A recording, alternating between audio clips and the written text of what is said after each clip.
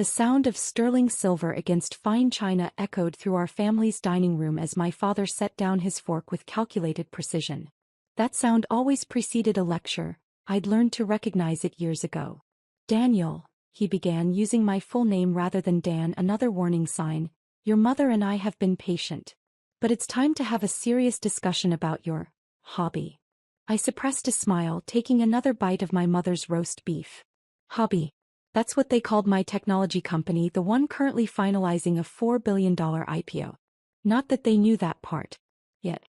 "You're 32, my father continued, glancing at my simple button-down shirt and khakis, deliberately chosen to maintain their perception of my struggling entrepreneur status. "Mark's youngest boy just made partner at Goldman. The Andersons' daughter is chief surgeon now.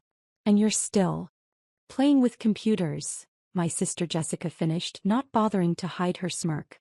She sat across from me in her perfectly tailored Chanel suit, every inch the successful corporate lawyer they'd always wanted me to be. My mother reached across to pat my hand, her diamond tennis bracelet catching the light. "We just worry, darling. All those hours in that tiny office space barely making ends meet. There's no shame in admitting it's time for a real career." If they only knew that tiny office space was actually just my private thinking room in my company's 50-story downtown headquarters. "The consulting firm has an opening," my father added. "Senior analyst position. Robert owes me a favor. I could make a call."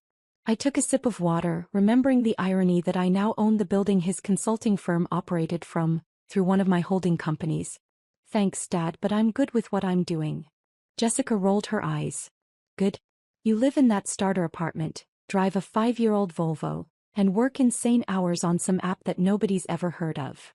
If she only knew that nobody included half the Fortune 500 companies now using my software. Or that the starter apartment was actually the smallest unit I kept in a building I owned, just to maintain appearances. "Actually," my mother brightened, "Caroline Mitchell's son is looking for a roommate in the city. Much better neighborhood than your current situation. Maybe if you shared expenses." "Caroline Mitchell's son?" I couldn't help but laugh. "The one who tried to launch 3 failed startups using Daddy's money. At least he tried something legitimate," my father cut in. "Not this secretive project you won't even explain properly." "I've explained it," I said calmly. "We develop enterprise software solutions for—" "Stop," Jessica held up her hand. "Nobody wants to hear the tech babble. The point is, you're wasting your Stanford degree on some pipe dream." My mother's iPad chimed softly, her evening news alerts. She reached for it absently, probably checking the society pages she obsessed over. "You had such promise," my father continued. "Top of your class, offers from every major tech firm. Instead you chose to hole up in that office working on this." He waved his hand dismissively. "Startup fantasy." My watch showed 7 p.m. exactly. Right on schedule. "Speaking of which," Jessica leaned forward, "how are you affording rent these days? Those savings must be running pretty low. If you need a loan." "Oh my God." My mother's shriek cut through the dining room. Her iPad clattered against her water glass, screen facing up. There, in crisp high definition, was my face. Above it, the Forbes logo. Below, the headline, "Tech's newest billionaire. How Daniel Carter built a $4 billion empire in secret." The silence that followed was absolutely perfect. Jessica's fork slipped from her fingers, clattering against fine china. My father's face went from confident lecture to stunned disbelief in seconds. And my mother? She just kept looking between me and the iPad, mouth opening and closing without sound. What is this?" my father finally managed. I pulled out my phone, checking the notifications already flooding in. That would be Forbes' early release of tomorrow's cover story. They're announcing their 40 under 40 list. Looks like I made the cover. "Billionaire," Jessica whispered, grabbing the iPad. "This has to be a mistake. Your little software company, Nova Technologies," I supplied helpfully. "Currently valued at $4.2 billion pre-IPO. Though that number's probably conservative given the latest contracts." My mother's hand flew to her throat. But you live in that tiny apartment." "1 unit in a building I own," I corrected. "Along with about 30 other properties across the city." Amazing what you can acquire when everyone thinks you're struggling. My father stood abruptly, his chair scraping against hardwood. You've been lying to us. No, I said calmly. I've been succeeding. You just never bothered to understand what that looked like. I pulled out my own tablet, bringing up the company overview that would be released to the press tomorrow. Nova Technologies provides enterprise software to 60% of Fortune 500 companies. Our AI division is revolutionizing data processing. That tiny office you mock? It's actually a 100,000 square foot campus downtown. The building with the blue glass tower? Jessica's voice cracked. That's mine, I nodded. Along with the one housing your law firm, actually. Bought it last year through a holding company. Surprise. My mother was still staring at the Forbes article, scrolling frantically. Fourth youngest self-made billionaire. Revolutionary software design. Pioneering artificial intelligence. Daniel, why didn't you tell us? I leaned back, studying their shocked faces. Would you have believed me? Or would you have tried to control it, shape it, turn it into your version of success? My phone buzzed, messages already pouring in from relatives who'd seen the Forbes piece. Distant cousins suddenly remembering our close connection. Aunts and uncles who'd mocked my career choice now eager to reconnect. All this time, my father said slowly, while we lectured you about real jobs. I was building something bigger than you could imagine, I finished. But you were too busy pushing consulting careers and law firms to notice. Jessica was on her phone now, probably Googling me frantically. There's more, she whispered. Business Insider, Wall Street Journal. They're all running stories. Tech's hidden giant. The billionaire next door. Dan, how did we not know? I stood, straightening my deliberately modest clothes. Because you saw what you wanted to see. The struggling younger sibling. The son who wouldn't follow the conventional path. The startup that couldn't possibly succeed. My phone buzzed again, this time a message from my actual office. The IPO paperwork was ready for final review. If you'll excuse me, I gathered my things. I have an early morning tomorrow. Going public tends to involve a lot of meetings. Going public? My father seemed to be having trouble processing each new revelation. NYSE opening bell, I confirmed. You can watch it on CNBC.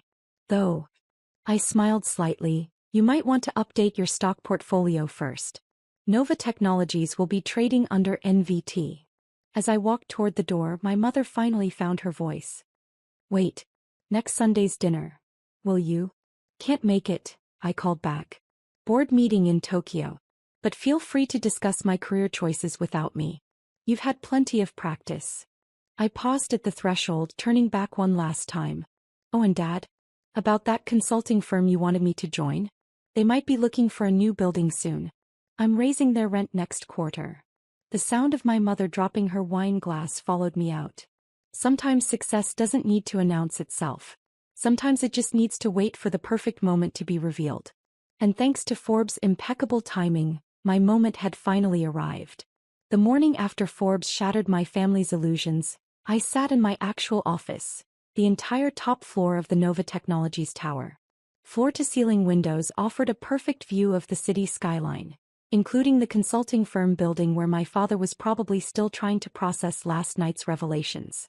Your sister's been calling every hour since 6 a.m., my executive assistant Kate announced.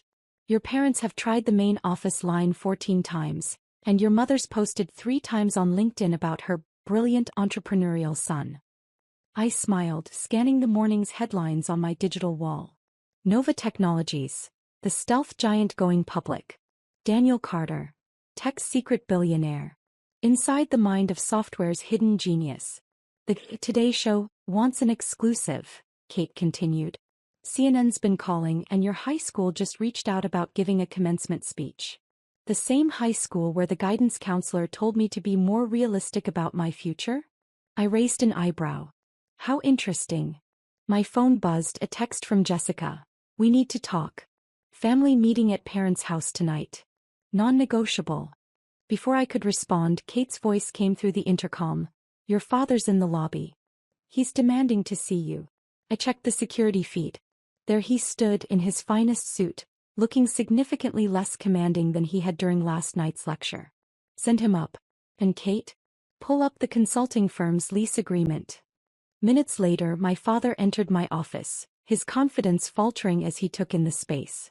The modern design, the technology, the clear symbols of power he'd never noticed his son accumulating.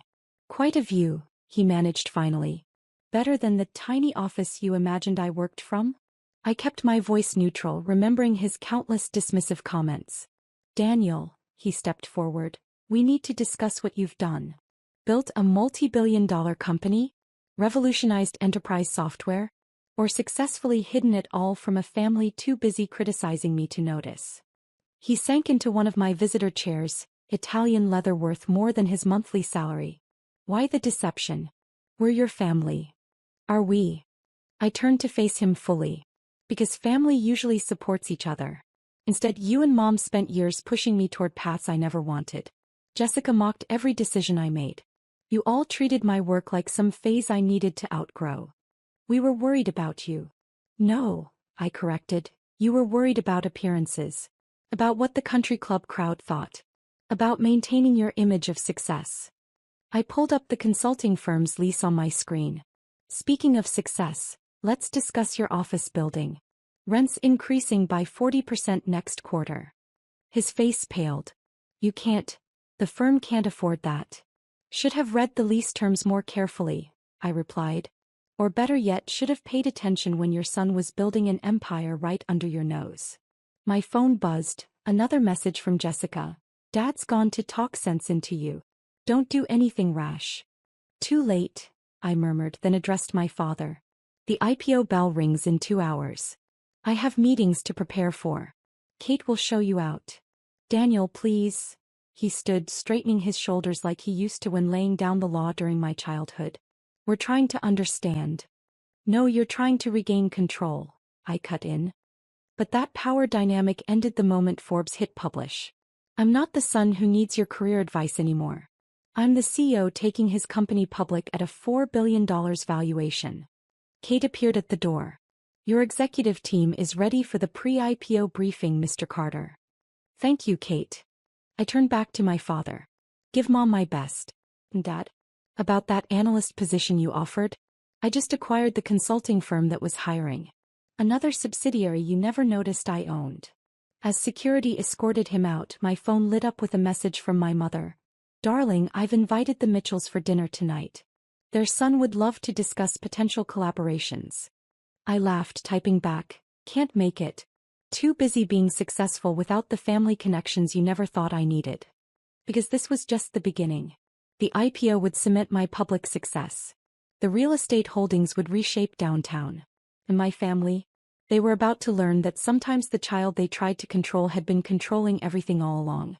The New York Stock Exchange's trading floor hummed with anticipation. Reporters jostled for position. Cameras trained on the opening bell platform where I stood in a perfectly tailored Tom Ford suit, no more playing down my success. 5 minutes to bell, Kate murmured beside me. Your family just arrived. I glanced toward the visitors' gallery. There they were, my parents, Jessica, even Caroline Mitchell and her startup expert son, all dressed like they'd planned to be here all along. Mother was already networking, probably telling everyone how she'd always believed in my vision. My phone buzzed with a text from Jessica. We need to talk after this. Family dinner tonight. Non-negotiable. I smiled, typing back. Actually, it is negotiable. Board meeting in an hour. Acquiring another company. Maybe one you've heard of. The trading floor screens lit up with Nova Technologies stats. Expected opening price. $175. Projected market cap. $4.8 billion. Pre-market trading already indicated we'd blow past those estimates. Mr. Carter, a CNBC reporter approached, microphone ready. Your family must be so proud. Did they always support your entrepreneurial dreams? I caught my father's flinch in the gallery. Actually, I replied, loud enough to carry, I built this company while they told me to get a real job. Sometimes the best motivation comes from proving people wrong. Mother's perfectly maintained smile cracked slightly. Jessica's phone nearly slipped from her manicured fingers. 30 seconds, Kate announced. I stepped to the bell platform, remembering all the Sunday dinners where they'd lectured me about wasting my potential. All the family events where they'd introduced me as their still finding himself son. All the times Jessica had mocked my little computer project. 10 seconds. The screens began the countdown. In the gallery, Caroline Mitchell's son, the one my mother had suggested as a roommate to save money, was frantically Googling my company on his phone. The bell rang. Nova Technologies, NVT. Opened at $225, jumped to $280 within minutes. The trading floor erupted. Somewhere in the gallery, my mother was probably calculating how to work this into her country club conversations. Mr. Carter. Reporters swarmed. How does it feel to become one of the youngest tech billionaires? Your net worth just crossed $5 billion. Any plans to slow down? Will you be moving from your modest apartment now? I smiled, adjusting my custom Patek Philippe watch, the one I'd worn under cheap shirt sleeves for years. Actually, that apartment was just for show. Like most successful people, I learned the value of letting others underestimate you. Kate appeared at my elbow. Board meeting in 20. And your mother's trying to arrange a family celebration dinner at Le Cirque. Tell her I'm busy, I replied. But she might want to check who owns Le Cirque now. Acquired it last month through a subsidiary. The trading screens showed NVT hitting $300. My phone buzzed constantly, distant relatives, old classmates, former critics all trying to connect. A message from Jessica caught my eye. The law firm's managing partner just called an emergency meeting. Something about building ownership. I smirked, remembering the acquisition papers I'd signed yesterday. Better hurry to that meeting, sis. Your firm's about to learn who their new landlord is. As security cleared a path through the reporters, I caught sight of my father on his phone, probably calling his consulting firm about their lease. He'd soon discover they had new ownership too. Your parents are trying to reach the executive suite, Kate reported. Of course they are. I straightened my tie. Time to show them what their struggling son actually built. The Nova Technologies executive floor occupied the top 3 levels of our headquarters. Floor-to-ceiling windows, state-of-the-art everything, and a view that dominated the city. My family stood in the reception area trying to look like they belonged. Beautiful office. Mother attempted her society smile. Though perhaps a bit excessive? Like your attempts to control my life? I replied pleasantly. Or Jessica's weekly mockery of my career choices? Now Daniel, father stepped forward, we should discuss this as a family. Family. I laughed softly.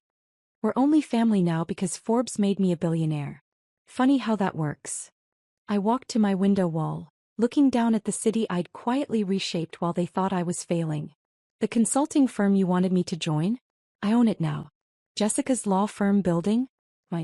Even that startup incubator space Caroline's son keeps failing in, I acquired it last week. But why? Mother whispered. Because you taught me an important lesson. I turned back to face them. Success isn't about following others' paths. It's about building your own, even if you have to do it in secret while your family undermines you. Jessica stepped forward, her legal training kicking in. The firm's lease is being terminated, I finished. Consider it severance for all those times you called my company a hobby. You can't just. Father started. Actually, I can. And I am. I pressed a button, and my digital wall displayed Nova Technologies' full portfolio. While you were pitying my struggling startup, I was building this. Every property, every acquisition, every success you were too busy judging me to notice. The stock ticker caught everyone's eye, NVT passing $350. Now, I checked my watch. I have a board meeting. We're discussing which companies to acquire next. Kate will show you out. Wait, Mother reached for my arm. The Mitchells are hosting a celebration dinner tonight. Everyone will be there. Everyone who mocked me? I raised an eyebrow. Everyone who dismissed my dreams. No thanks. I have a private jet waiting. Tokyo office needs attention. Private jet? Jessica whispered. 1 of 4, I confirmed. Though you probably missed that detail while telling everyone about your struggling brother who needed a roommate. As security arrived to escort them out, Father turned back. Son, please. We can fix this. No need, I smiled. I already fixed it. Built a billion-dollar company, reshaped the city's skyline, and proved every doubt wrong. But hey, at least now you have something impressive to share at country club dinners. After they left, Kate brought in the afternoon reports. Stock stabilized at $365. You're trending on Twitter. And your mother's already updated her Instagram bio to mention her tech pioneer son. I laughed, remembering all the times she'd avoided mentioning my career at social events. Let her. Success is the best revenge, especially when it comes with a corner office they never thought you'd have. My phone buzzed one last time, a message from Jessica. Family dinner next Sunday. Please. We need to make this right. I typed back, can't make it. Too busy running the empire you said I'd never build. But feel free to discuss my success without me, you've had plenty of practice discussing my failures. Looking out over my city, watching the sun set behind buildings I owned, I smiled. Sometimes the best revenge isn't proving people wrong. It's succeeding so spectacularly that they have to live with knowing how wrong they were. And I was just getting started.